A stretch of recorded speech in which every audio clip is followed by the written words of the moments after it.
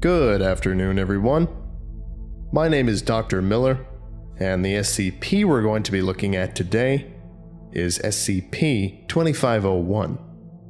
Object Class: Safe. Special Containment Procedures.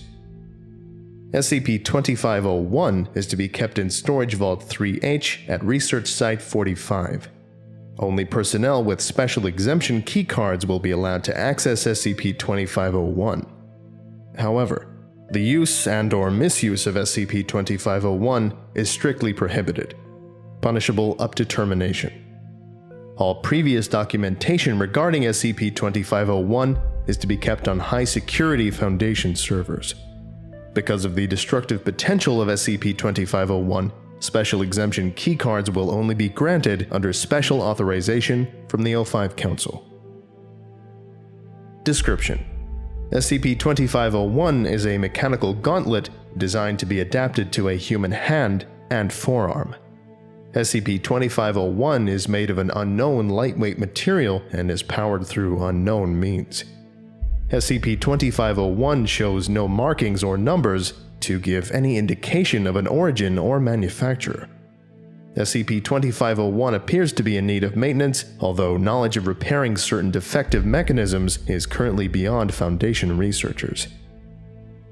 A key-operated safety switch is installed on the underside of SCP-2501, although it appears to be defective due to the key being dislocated inside the lock cylinder, thereby keeping it affixed in the position labeled with the word "on" in Russian.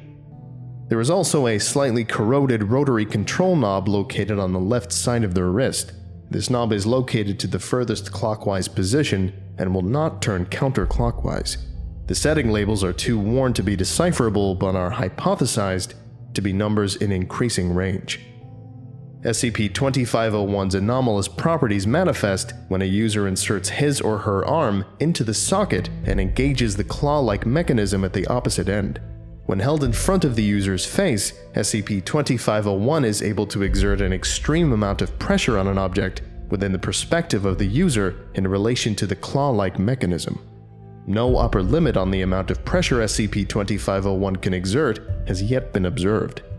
SCP-2501 is not able to perform more dexterous functions beyond rapidly opening and closing.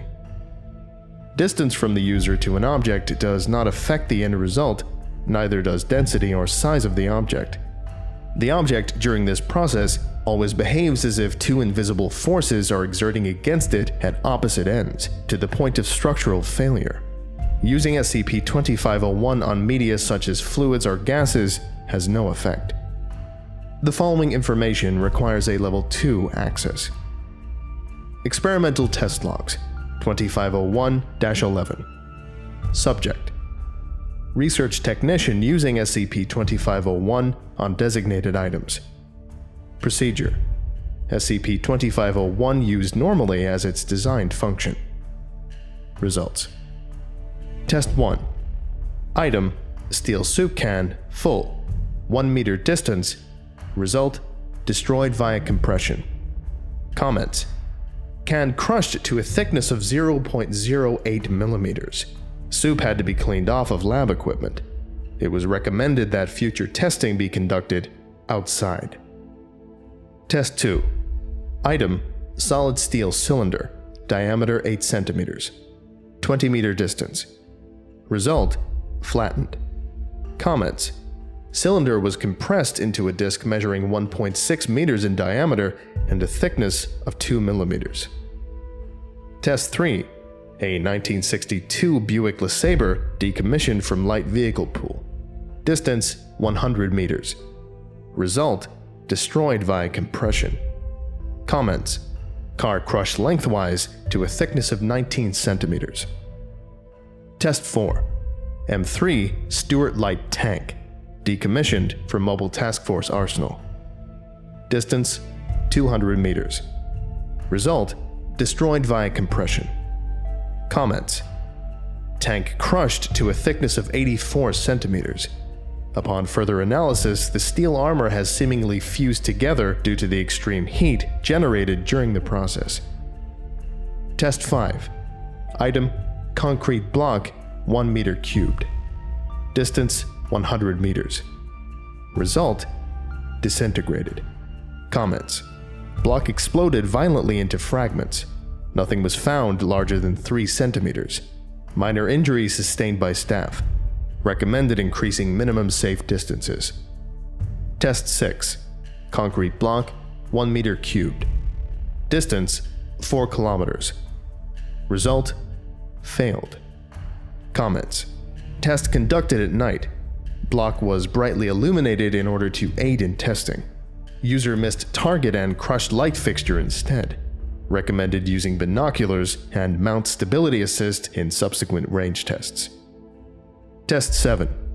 Item: high altitude weather balloon. Distance 32 kilometers.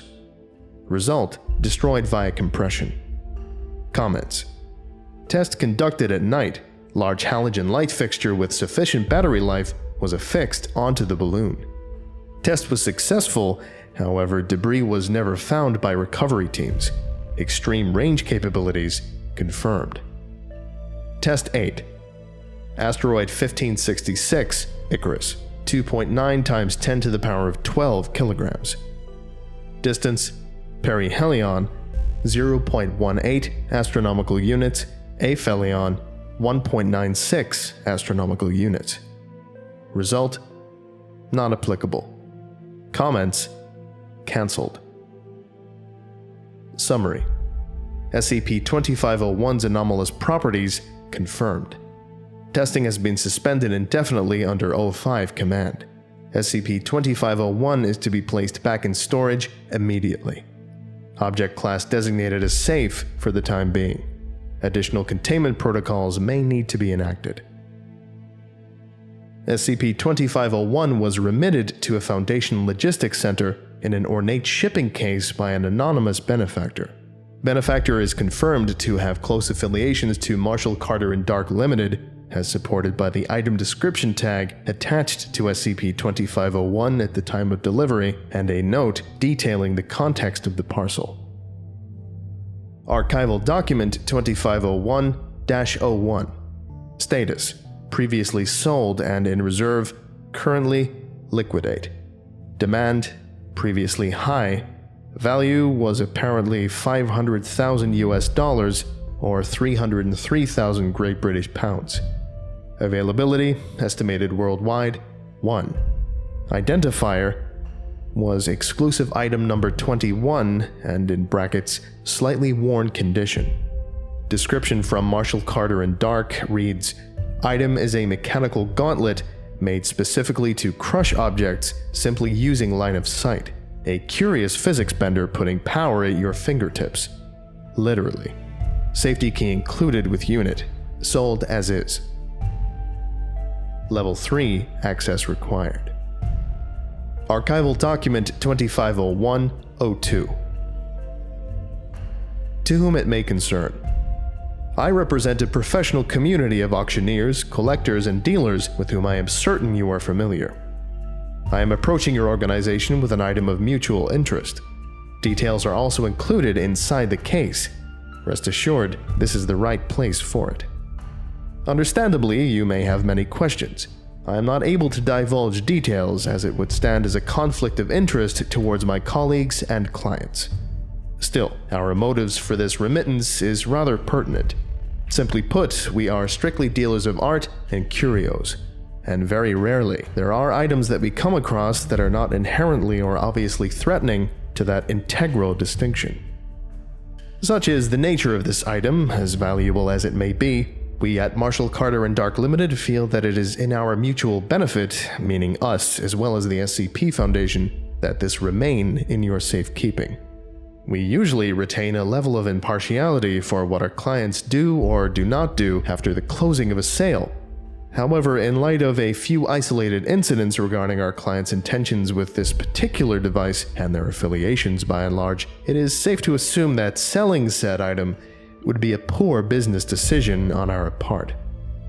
Storage also constitutes a problem, as an extreme demand for the item rather interrupts the objectives and stable business of Marshall Carter and Dark Limited.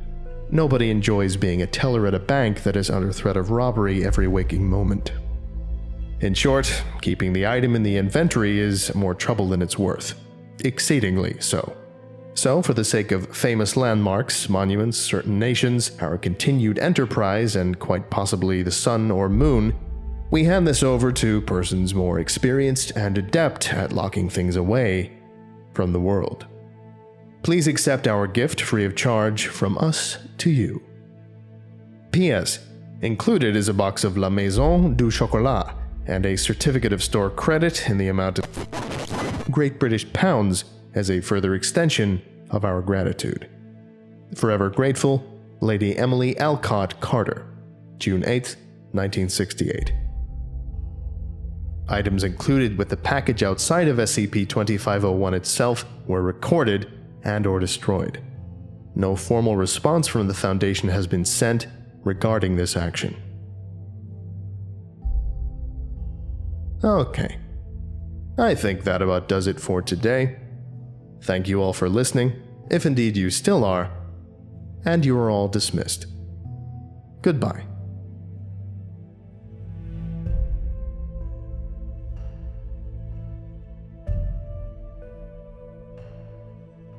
I would like to give a special thank you to James Saba, Maximus Decimus, Arbiter Soul, Dr. Bright, Darius Tan, Justin Day, The Morrigan, Dernom, Maxin, Joker Corvus, NJ Vojak, Corey Barker, and Eskranok.